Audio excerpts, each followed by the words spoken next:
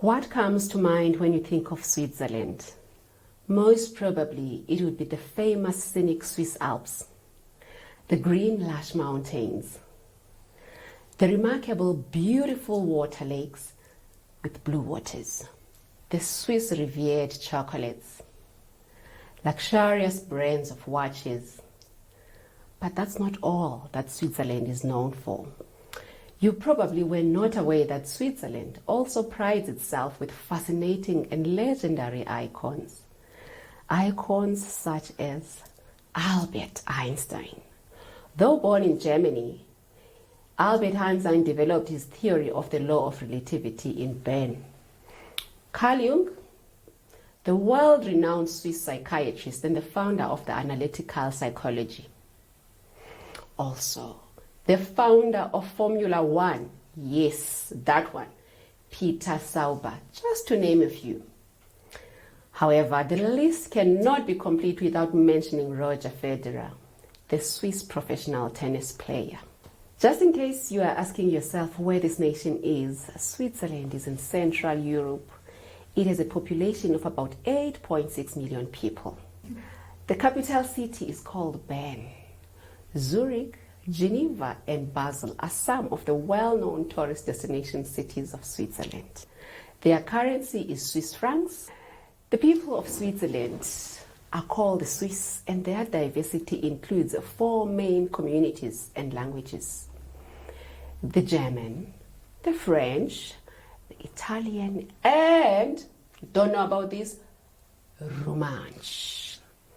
Welcome to Heart and Soul Conversations. My name is Bathandwa Kwababa and I am your host.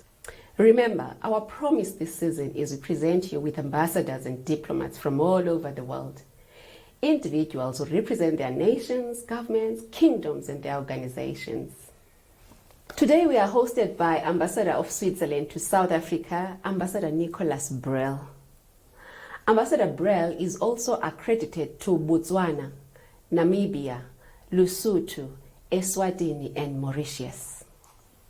Switzerland Embassy holds a beautiful spot in my heart, and this is due to Switzerland's remarkable contribution to the upliftment of rural and township schools here in South Africa and in the Eastern Cape in particular.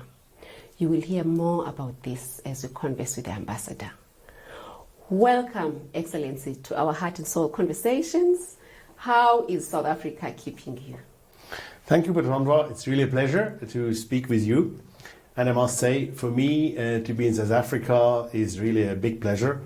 It's almost a dream, because I started my career as a young diplomat in South Africa during my trainee program, 93-94, with the election of Mandela and the inauguration of this great personality. And then I worked in other countries, and now I came back to South Africa in July 19 as the ambassador. So it's a circle, and I'm really happy to be with my wife and our 2 daughters here in this wonderful country again. Welcome to South Africa again. Indeed, it is a full circle, not just a circle this time around, because you came at the brink of the dispensation of the transformation of South Africa, and now you're coming as an ambassador. But before we get there, I just want to find out, how have you kept as the embassy during the hard regulations of COVID? Level 5, and now we are in level 1. How have you coped? It's true. It's really it's quite a challenge, and I must say, in 1920, when it was lockdown 5, that was really tough. We could for 1 hour go out. But at least the wonderful thing here in South Africa, there are 2 things. One is the weather, even in the winter time, and the space in comparison to Switzerland. So with this combination, I think you can, so to speak, to survive here. But nevertheless, for my whole team, it was not easy. I'm here now since July 19, as I said. I went never back to Switzerland. I wanted 2 or 3 times, but it was not possible because of COVID.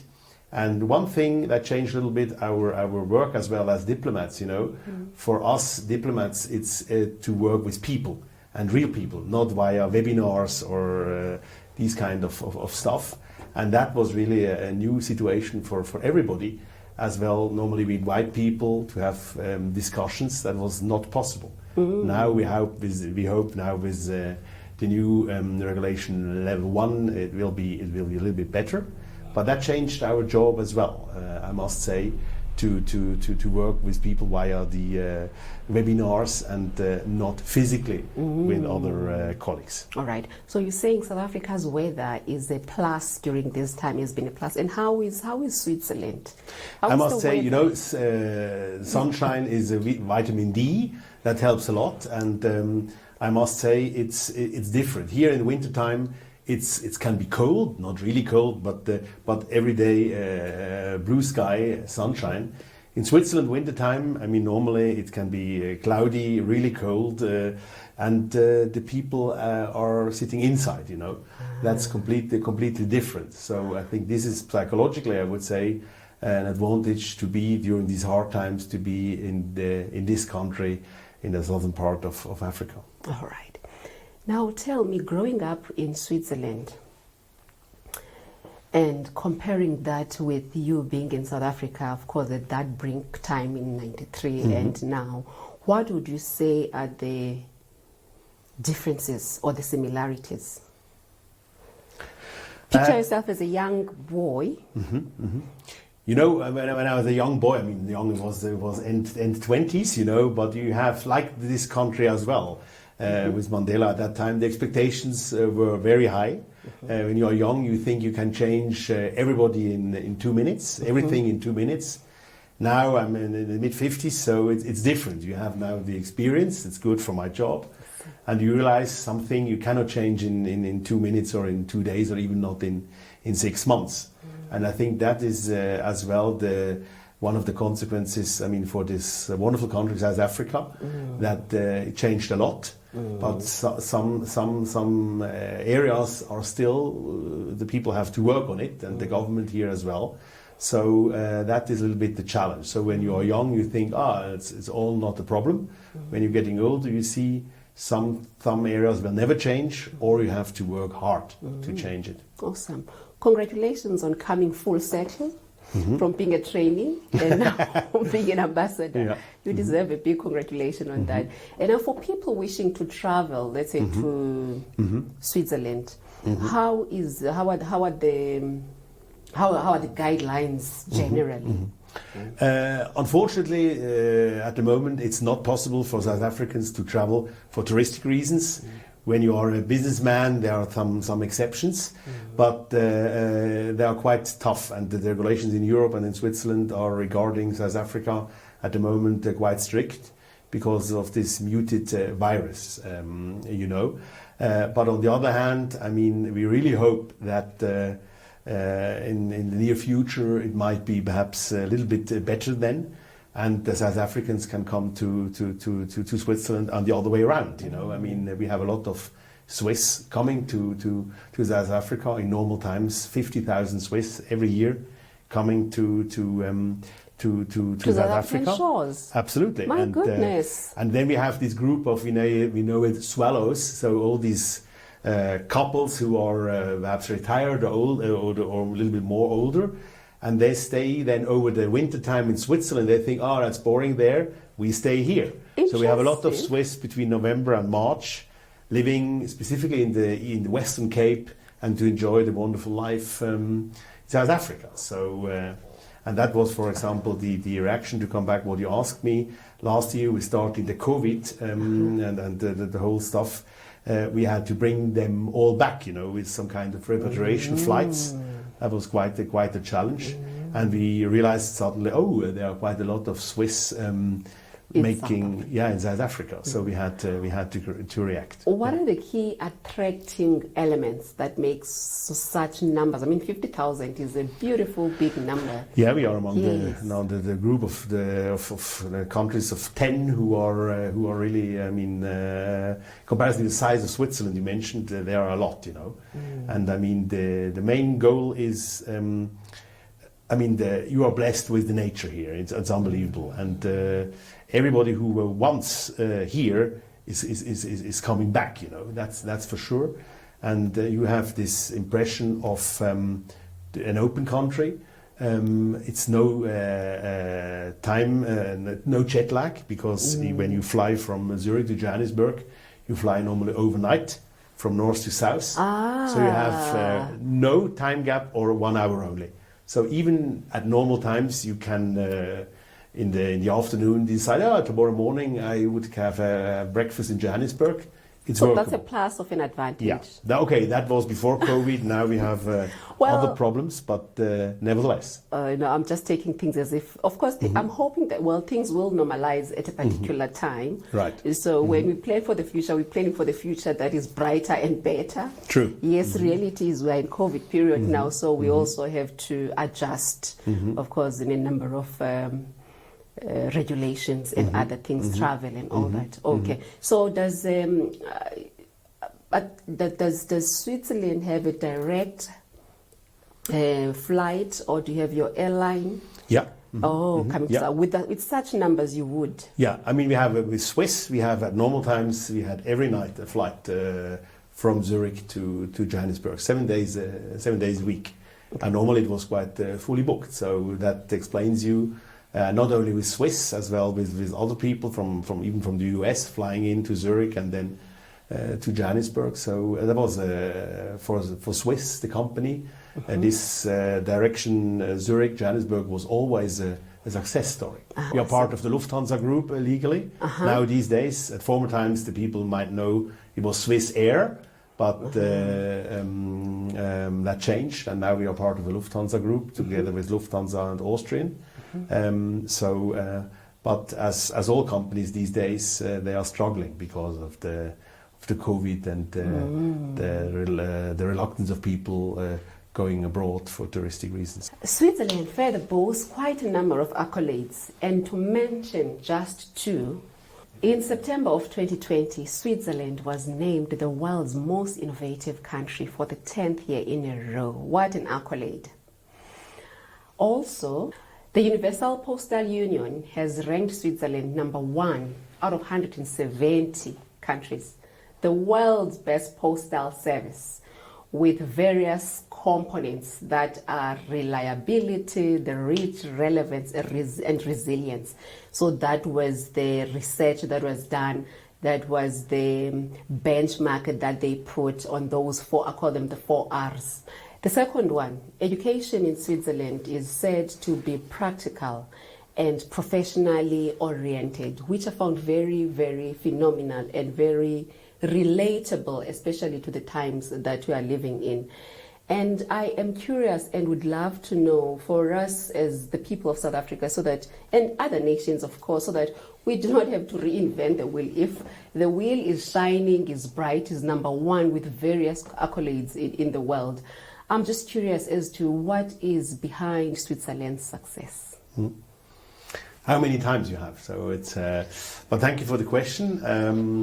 It's true. I mean, Switzerland is a small country, but internationally very well known and really open. And I think this is an important aspect. This country needs foreigners on high level as well, university degrees and others. So without foreigners, we would not have the success we have these days. When you see the history, we were a very poor country in former times. Today it's the other way around, but it's based on hard work in combination with foreigners. And you mentioned the universities. There, for example, we have a lot of foreign professors as well. The exchange is very important, and the competition in Switzerland is quite high. You mentioned the fact that we have several national languages. That's true. But on the other hand, for example, for the really global big companies, like I'm coming from Basel, the pharmaceutical capital with Novartis and Hoffmann La Roche, they have since decades already the internal meetings done in English. So you see, that's the fact. On the other hand, we have Switzerland with their curiosities. On the other hand, the English as a working language is a matter of fact since years. Not only in Zurich and Basel as well. Geneva is a little bit different because it's the UN city, but that explains you how important it is. And another fact is, for example, we have very good schools on different levels. On the other hand, we have as well very good American international schools, British-based American ones, for all the foreigners who are here for only for several years. And we learned that this soft component is very important. When someone coming to Switzerland as a daddy with family, they ask, how is the school system there? Only speaking English? Can my children speak English as well in Switzerland? They can on a high level. So this is the motivation then to come to Switzerland for several years, and these soft components are more and more important. So I would say the access to the schools, the high level, and as well international airports. With Zurich, you go from there all over the world. That's the other thing which is very, very important. That's a new development we learned, and then the foreigners are ready to come to Switzerland. The other thing I must say that is true, our salaries are in comparison to other countries, our neighbors, they are higher. But on the other hand, I have always to say there is a but, you know, the living costs in Switzerland are as well quite high. So you cannot be a dreamer to see only the salary. You have to combine it with the living costs. You get a lot for these prices in Switzerland, but on the other hand, you have to realize, I mean, success is cost as well, you know, it's not for free. As you all know, there is never free lunch, you know. But that's a little bit this combination, and I would underline again, the openness of the Swiss society is obvious. We need these foreigners, and this is, I would say, the key aspect why we are quite successful these days. So I'm hearing a number of elements ahead. Creativity. I'm hearing you talking of curiosity. I'm hearing you talking of cohesion, especially if you're talking about the diverse people in various. I'm also hearing you talking about collaborations. So that's part of the success that is made as a nation. I find it a little unbelievable. I don't believe that Switzerland at a particular time must have been poor, as you are saying. So, and poor is a very subjective word, and I would not even want us to say how poor, because we don't want to be poor in any event. So that's not the reason we're having the conversation. Background was farming very often. Yes. Awesome. So thank you so much for that. And Ambassador, education and the promotion of education plays a big role clearly in Switzerland and here in the embassy. Could you share with us a bit on your involvement? You have last year during harsh times of the COVID, you supported, you contributed and donated to rural and township schools here in South Africa. And I said earlier, you hold a beautiful space that is Switzerland, and the Swiss Embassy hold a beautiful space in my heart. And I'm saying so purely because of such contribution that has impacted over 1,600 children from rural South Africa. So I need to find out what inspired you as the head and the embassy to take such a novel decision. I must say, to be frank, once it was a perfect cooperation with your organization, with Tasci, that I must say from the beginning. But the main reason was I could feel as well you the base of your need, you know, and education is really the number one. I felt it from the first beginning. We had discussions, Bathandwa, and an advantage perhaps is as a daddy with two children. They are 11 and 12. I see every day how important it is the future of a country with motivated children. And traveling in South Africa, I see all these people, specifically in the younger generation in the rural areas. I mean, you see the motivation and in the eyes. You know, you see the problems there as well. But they are all keen, I mean, to do something. And the people here, they are smart. They speak different languages here. And we wanted to support them. And with your organization, we could support them in schools, sanitation area. And that comes to another aspect, is dignity, you know. I mean, you have to use clean toilets, sorry. It's so important that bring you back this dignity. and these children feel they will get supported. And I would say the future of this country is relying on the young generation. We see the problems these days, to be frank. The unemployment rate among the young generation is huge here. I have to say that. It's not only South Africa, other countries as well. But specifically in this field, I think it's the task of every government really to support the young generation. And you feel it here, and the fact that you speak here, the people speak English, they speak several other languages, and even with Afrikaans. I mean, like in Switzerland, that is a big advantage. And with Trevor Noah, you mentioned before Roger Federer, but Trevor Noah is another guy with a Swiss daddy and a South African mom.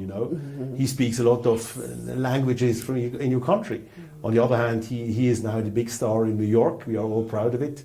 But this is this perfect combination a little bit between Switzerland and South Africa, with two examples, Roger Federer and Trevor Noah.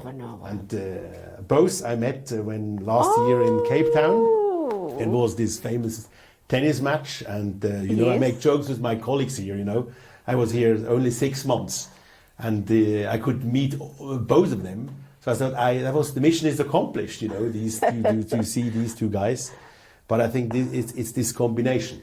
And when I say specifically the mother of Federer, for example, she is really, she spoke then Afrikaans as a white South African in the stadium. And the people were impressed. On the other hand, she has realized how hard the work in Switzerland is as well to become such a star like Roger Federer. And the reason why I mentioned that, I think one asset of Switzerland is as well, and Federer is a living example, is the modesty. Roger Federer is modest. He is a nice guy. He is not arrogant, not at all. And I think this attitude, and this is typical Swiss. You are modest, you work hard, but you don't show, even if you have money. Normally you don't show it. And I think this combination, this is a little bit a success story, this package, why the Swiss are quite successful. There's so much to learn from Swiss people, and I'm delighted to be a beneficiary of such lessons. Thank you so much, Ambassador. You mentioned few, and I'm loving the idea, your sharing of Trevor Noah in that famous tennis when they were all here in South Africa. You're mentioning Trevor Noah, and I had actually forgotten that Trevor Noah has Swiss blood. And what a partnership, what a combination. Wow, thank you for specifically, he wrote a book, and it was interesting. It was not allowed when they were together here on the street in the apartheid times, So the Swiss father had to walk on the other part of the street, In Soweto. In Soweto, and that's quite interesting. And at the time, that was something that was absolutely not welcome by the government. No, exactly. And so this is, is really interesting to see this fact. Awesome. South Africa, what are your favorite places in South Africa? Or your favorite places? It's difficult because there are so many, I must say. But I would say if I can mention two areas. One is I like the Karoo. It's completely different to Switzerland, I like, you mentioned the mountains, but it's absolutely the contrast, I like this more desert area. It can be this dry heat. I like very much so. I was ambassador in Tashkent in Uzbekistan. It's the same there. Dry heat. I like dry heat, And the Karoo is great. To pass by, you have space. That's the only negative. Not I would say not a negative thing, but challenge for Switzerland. We have not enough space. So you're appreciating the vastness of the land. Exactly, that's the word. That I like very much so with the whole family. And the other thing I must say, as you mentioned before, we are always in February in Capetown during the sauna and at normal times. Exactly. And there I have always every morning or evening the view to the Lion's Head. And I must say, to see specifically the sunset in the evening, Lion's Head, this combination, and to feel the fresh air from the sea, that makes me dreaming. That is for me a perfect place and to feel that South Africa for me. And this is the gift this country has. I mean, it's unbelievable, the gift you have regarding nature. And for me, the Lion's Head and this combination, sunset and the sea, you know, Switzerland has no sea. This is perfect. The abundance of nature. Yes, absolutely. And that's the reason why a lot of Swiss coming to Switzerland as well. The nature. Do you know what areas are mostly visited by the Swiss that are coming to South Africa? I mean, it's they go for safari. That's true. I mean, normally, with all respect, Johannesburg is normally just the landing, you know, but some coming to Pretoria. But it's clear. It's the Western and Eastern Cape, Durban, this area. Specifically and the garden route, it's a little bit it's typical, but this the Swiss like, because we have no access to sea in Switzerland, you know, and this combination, specifically the garden route, the people like. And the Swiss are different to other countries. The Swiss like to travel not in huge groups, but only as family, you know, to rent a car and then to make the own travel. The Swiss like that, not in as 50 people in a big bus like other nations. And that you can do here. So it's perfect, and you can speak English, and the Swiss can survive here. And the food here, I mean, it's we could speak now 5 minutes about the wonderful food here. What's your favorite meal? I mean, the fish is great. I mean, I know as well this audition with braai, and that is perfect as well, I must say. But it's the variety, which is really impressive. When you go to Durban, you think you are in India, you know. And, with your curries. Absolutely. But it's this culture you have from your history, huh? This different kind of food, and I mean, it's in different reasons. It's a wonderful place to stay. So South African languages are grouped in various. You get the Basotho languages. So for an example, you get people that are speaking Sepedi, Setswana, and Sesotho. So these are Sotho languages. And then you also get Nguni languages. So Nguni languages is isiXhosa, isiZulu, Sindebele, and Siswati. So if you know any of these languages, like in this group or in this group, you would not go hungry. Also, we have, now this is the difficult one, the Tshivenda. Tshivenda, we also have Chitsonga, which is also another South African language. Afrikaans and English as well, of course, you know those. So South Africa is very rich. So it's not very. So if, for an example, in those grouped languages, if you just choose one to just, you know, just to impress your dear friend when your friends come again here, Mr. President, unjani, how are you? So we'll do that. Wow. All right. That's impressive. In closing, allow me to share Jean Piaget's words of wisdom.